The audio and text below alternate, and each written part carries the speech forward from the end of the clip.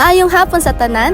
Karon mag-interview ta og isa ka student artist og interesado gid kayo may makabalo sa iyang journey isip usa ka photographer o videographer. Ano tara?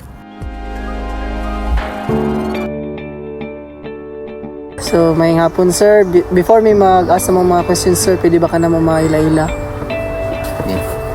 Ako dahil si GR Kaingnis Caballero, taga Lantapan, ang event videographer and photographer. Tapos diri ko gaspila sa CMU. Unsay naka-spark sa imong interest sa imong art form, photography or videography? O gyunsa nimo pag-maintain ang excitement o passion hangtod karon? For me lang siguro is tungod na gapoy spark ang hantod drone ang passion is tungod kay bata pa lang ko lang andoy nagikuan ni since I was in grade 7 start ako filming pero Android pa akong phone which is Cherry Mobile. Ga-filming na gid mi ato. Then kasagara pod ako leader sa film namo. So good grade 7 hangtod sa pag grade 12 namo. Then pagka grade 11 pod nag-filming mi pero dito gi suportahan ako sa papa kay nakitan makugkuan. Nakitan ko potential nga tapos ang potential gipalitan kong camera dito which is my first camera Canon dayon. Dito naka-akot mig award sa filmmaking sa school. Dito din nag-start og na akong journey nga what if mag-shoot ko kuan event or wedding photography.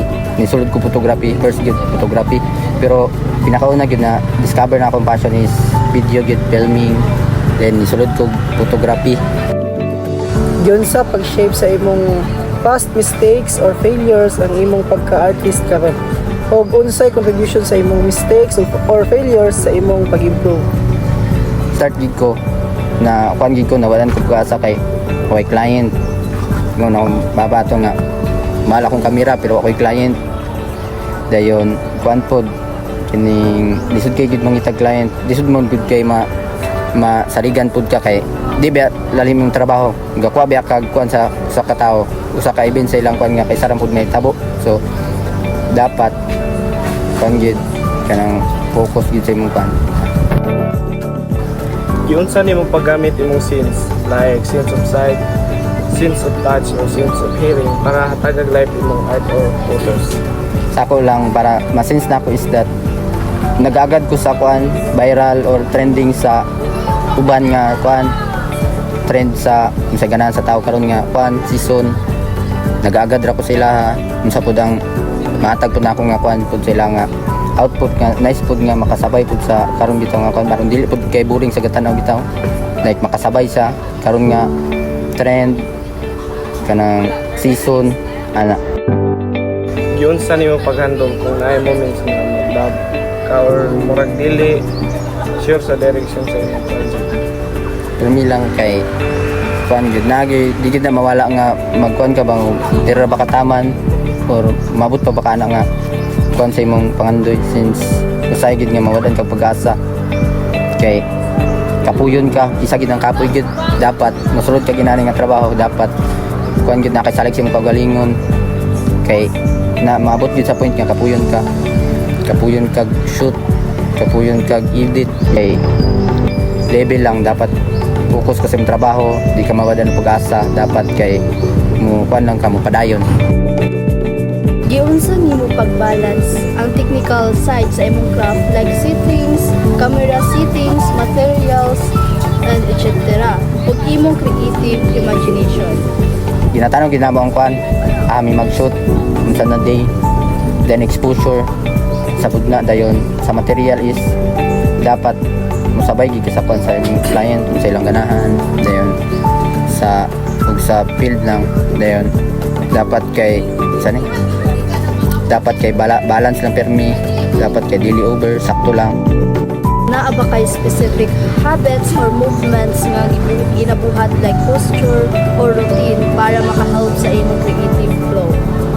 Sa ako lang as a videographer and photographer gina-maintain yun ako is kanang kuan mag-practice ko practice sa akong gagaw akong mga amiga mag-practice ko permi tapos sapod kay kaning mo lang ito mag-practice og shoot practice og video mag-shoot dili kapuyon dayon kuan dayon mag-practice og mga bago nga trend bago nga kanang sana bago nga mga special nga makuha ni mga nice shot sa posture is kuan mag-search, discover, then awat-awat ana para ma-master nimo ano lang mga kuan bitaw yun sa nila pag-shoot.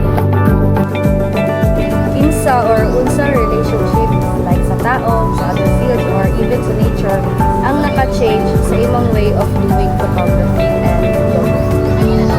Sa ako kay sa tao isa gid ang tao gyud kay ma-inspire gid kasi ang trabaho pod sa mutag mga bata kayo sa mga kauban kay sa una di ko ga video kuan wedding pero karon kay ga video wedding kay inspire ko sa mga kauban nga ga wedding event video kay gauban-uban ako sa una pero karon kay mga rival na bitaw mi sa event gauban nami sa event gishoot nami event klase-klase nga event.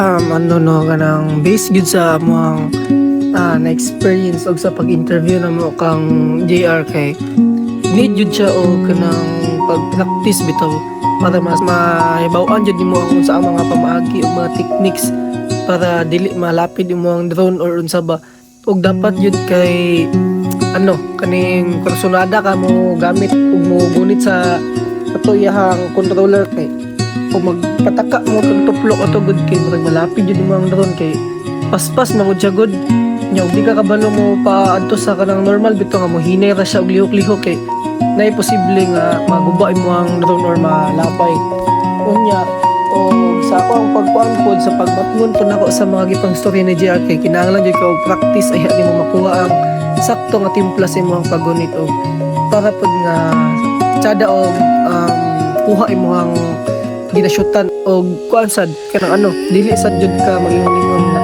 di ra kataman kay og magpugi lang ka practice taas yung kag maagtan. So in our interview with GR, a student photographer, I learned that photography is really hard at first daw. Ana siya nga lisod gyud daw kaayo kung magsugod pa lang ka. But if mauni ang imuhang passion, maningkamot ka nga ma-improve imuhang skills. I learned that skills take time to develop. You need practice, effort while practicing, and patience gyud.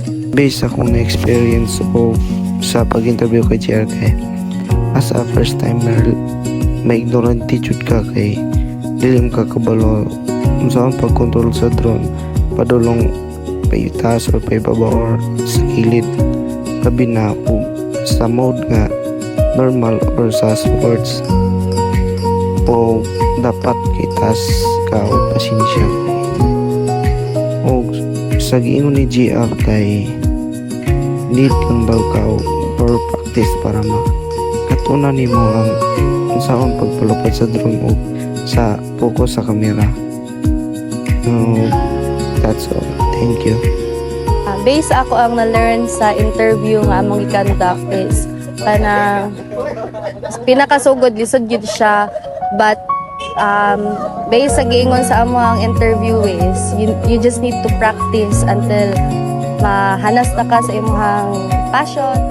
Always remember that there is plenty room for improvement. So dili lang kadaretso madismaya, ma-burn out sa kung kanang kapuyan na ka feeling nimo kay dili nimo kaya. Ang among gi-interview siya ang living testament nga dili lang ka muundang, dili lang ka tamandira. So you need to step out of your comfort zone, na mag-explore, mag-practice para makuha nimo ang gusto nimo nga goal sa imong career.